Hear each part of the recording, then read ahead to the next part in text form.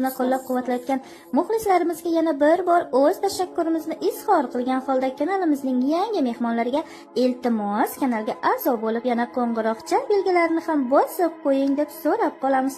Navbatdagi hikoyamiz yana bir hayotiy voqeaga asoslangan bo'lib, sizning e'tiboringizga havola etilmoqda. Marhamat. Salom, meni ismim Shahnoza. Yoshim 29 dan. Turmushga chiqqanman. 33 yoshli erim va 2 6 va 10 yoshli farzandlarim ham bor. Men turmushga chiqqanimda, erimni uyga kelin bo'lib tushganimda 18 yoshda edim. Erim o'zimizning mahalladan. Turmushga chiqishimdan oldin maktabda sinfdoshim Jamshid bilan sevishib yurardim. Biz bir-birimizni jondan ortiq ko'rardik. O'sha paytlar 10-sinfda o'qirdim. Maktabimizning yuqori 9, 10, 11 sinflarini hammasini kinoga olib borishdi. Kino yangi o'zbek film edi. Kinoteatrga kirib joylashganimizda zalda chiroqlar o'chib, monitorda kino boshlandi. Men sinfdosh qizlar bilan bir qatorda o'tirgandim. Kino boshlangach yonimdagi stulga e'tibor bersam, sinfdosh Jamshid ham yonimda o'tirib kino ko'rardi.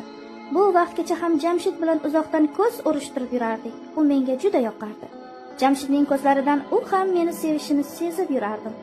Kino yarimlariga yetganda qo'limga tekkan Jamshidning qo'li tufayli cho'chib tushdim va Jamshid tomonga qaraganimda uning ko'zlari menga qadalganini ko'rdim. Men esa istab-istamasdan qo'limni tortib olmoqchi bo'lganimda, u meni qo'limni mahkam ushlab oldi va "Shahnoz, men seni sevaman" deb pichirlab, o'ng yuzimdan o'pib oldi. Bunaqa his-tuyg'u bilan birinchi marta duch kelishim edi. Shuning uchun o'zimni yo'qotib qo'ydim.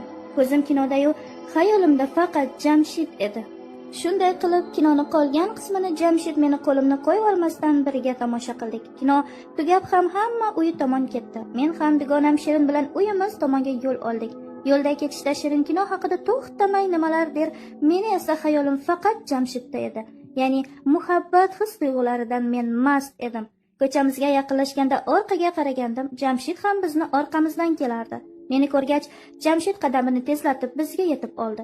Boshimni ko'tarib uning ko'zlariga qaraganimda, uning menga qadalgan o'tli nigohini ko'rdim. Shu bilan men uyimizga yetib kelib, ular bilan xayrlashib uyga kirdim. Har doim ertalab oynaga bir qarab maktabga ketardim. Ertasiga esa oynaga yarim soatcha qarab pardoz-andoz qildim. Sababi Jamshid bilan ko'rishamiz. Xullas, kunlar o'tib o'qish davom etardi.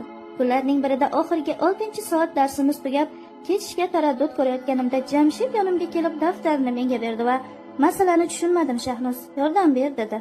Men esa uning daftarini qo'limga olib masalasini yecha boshladim. O'shanda sinfda Jamshid va mendan boshqa hech kim qolmagandi. Bu paytda meni qo'llarim hayajondan dag'-dag' titrardi. Shunda u meni tomon egilib yuzimdan o'pib olganda nima qilishni bilmay qizarib yerga qaradim.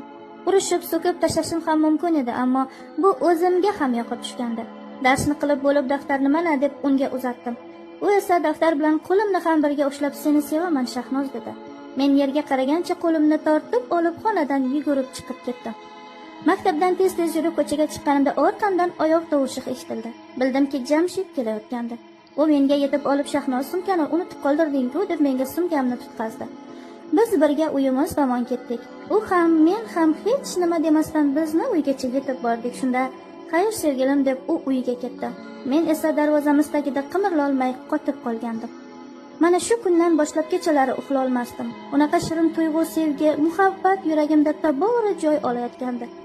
Shu tariqa biz 10-sinfni ham tamomladik. Mening yuragimga esa g'ulg'ula tushgandi. Qanday qilib 3 oy Jamshidni ko'rmay yashashimni o'ylab g'amga botgandim. Lekin u bizni uyimizdan 2 ko'cha narida yashardi. Xullas, oxirgi imtihonni topshirib hammamiz qizlar, bolalar xayrlashdik. Jamshid esa menga ma'yus boqardi. Hamma ketgach Jamshid menga yaqinlashib, "Xayr sevgilim" dedi. Shunda men o'zimni o'zim boshqara olmay qolib, uning bag'riga o'zimni otib qattiq quchoqlab olib yig'ladim. U esa hech nima demasdan meni quchoqlagancha jim turardi. Shunda u bag'ridan meni bo'shatib labimdan o'pishga tushdi. Men esa bunaqa his-tuyg'ulardan karaxt edim. 3 oylik ta'til ham boshlandi. Men esa uy telefonimizdan uzoqqa keta olmasdim, sababi Jamshid har kuni 10-15 martadan telefon qilardi. Bizning oddiy ko'ringan sevgimiz haqiqiy muhabbatga aylanib bo'lgandi. Telefonda sevgi izhorlari yu muhabbat haqidagi suhbatlardan to'ymasdik. Kechalari darvozamiz yoniga kelib meni ko'rish uchun velosipedida o'tib qaytardi.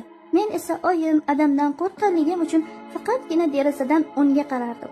Xullas 3 oy ham o'tib jonajon maktabga qaytdik. Endi biz 11-sinf bo'lgandik. Bizning sevgimiz kundan kunga kuchayib borardi. Muhabbat maktublari-yu dil izhorlaridan sarxush edim. Aprel oyi edi. Deyarli har kun kechda maktab bog'ida uchrashardik. Bizning tanamiz bir tanu bir jon bo'lib bir-biriga chirmashib ketardi. Shirin suhbatlar qurardik. U menga uylanishini aytgandan so'ng unga o'zimni bir tamom topshirib qo'ydim. Bunaqa holat deyarli har uchrashuvimizda bo'lardi. Shu tariqa biz maktabni tugatib ham shunaqa ishlar bilan shug'ullanib yurardik. Nihoyat Jamshid bilan ikkalamiz bir institutga hujjat topshirdik. Buni qarangki, imtihon natijalariga ko'ra ikkalamiz ham yiqilgandik. Institutga kira olmaganim sabab adam meni birinchi kelgan sovchilarga rozilik bildirib, uzatish taraddudiga tushdi.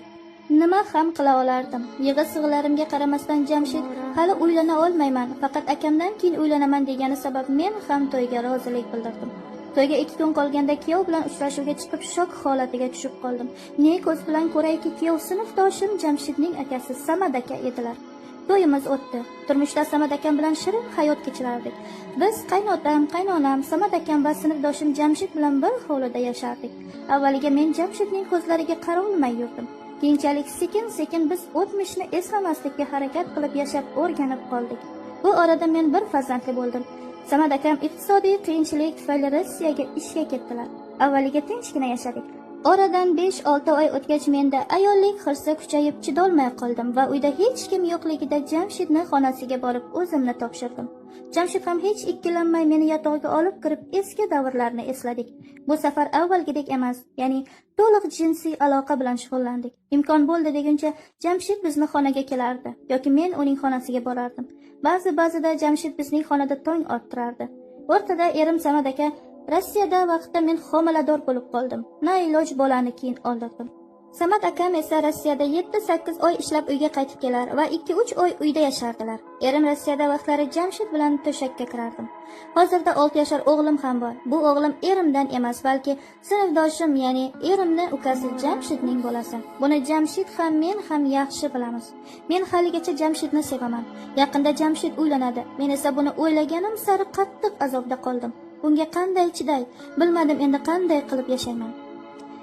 Mana qadrli muxlislar, bugungi dasturimiz soni ham o'z yakuniga yetib qoldi. Har doimgidek qissadan hissa chiqarishni o'zingizga havola qilib qoldirgan holda sizlar bilan buguncha xayrlashamiz.